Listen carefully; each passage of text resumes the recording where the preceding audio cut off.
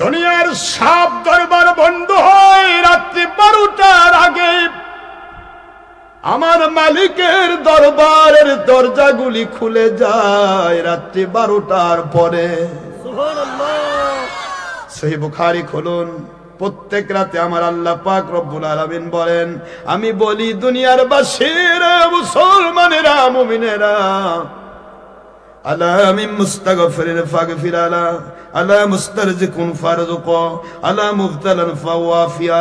এইটা সবে বরাতের হাদিসে আসছে, আলাদা ভাবে আবার প্রতি রাতের জন্য বুখারীতে আসছে। সুবহানাল্লাহ বলেন।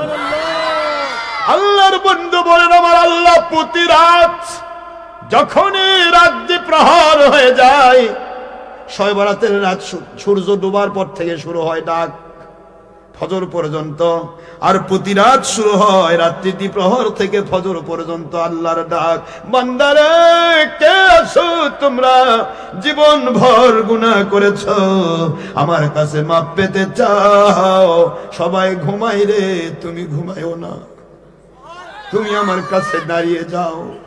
আমি আমার রহমতের ফেরেশতাকে দেখাতে চাই, দেখো আমার বান্দাকে সৃষ্টি করতে তোমরা নিষেধ করেছিলে, একে কোন শক্তি দাঁড় করে রাখলো, রাত 12টা পার হয়ে গেল, সবাই তো আরামে ঘুমাচ্ছে রে, এ কেন ঘুমাই না? ও কি চাই বলো ফেরেশতা, কি চাই? ফেরেশতা বলে, আল্লাহ ও তো আপনার ভয়ে ভীত, আপনাকে খুশি করতে চাই, গুনাহ মাফ পেতে চাই। আল্লাহ বলেন, তোমরা সাক্ষী থাকো ফেরেশতারা, আমার মহব্বতে আমাকে ভয় পেয়ে রাতের বেলা তাহাজ্জুদ মুহূর্তে দুহাত তুলে আমার কাছে যে কাঁদে রে, আমি আল্লাহ ওর জীবনের গুনাহ মাফ করে দিলাম। ওর অভাব থাকলে পূরণ করে দেব, ও যদি বিপদে থাকে বিপদ মুক্তি দিয়ে দিব। দুনিয়ার যে কেউ বিপদে ফেলাতে চাক, আমি আল্লাহ ওকে বিপদ মুক্তি দেব। ওমা হুম বিদরিনা বিমিন আহাদিন ইল্লা বিইذনিল্লাহ।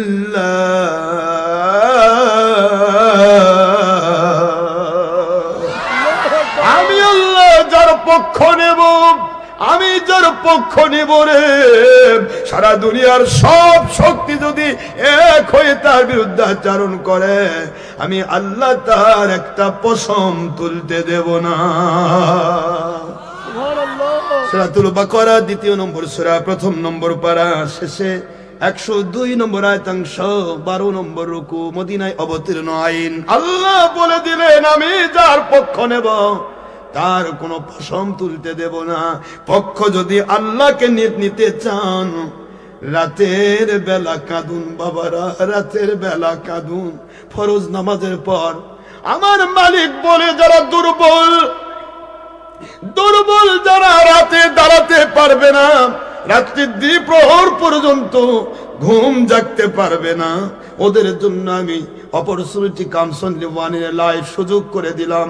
আজানের পর দোয়া কবুল হয়, ফরজ নামাজের পর দোয়া কবুল হয়, ওলি আউলিয়ার দরবারে দোয়া কবুল হয়, হক্কানি আলেমের সাথে দোয়া কবুল হয়। ওদেরকে এই বৈঠকগুলিতে যাবার বলো, আমি আল্লাহ ওদেরকে মাফ করে দিতে চাই।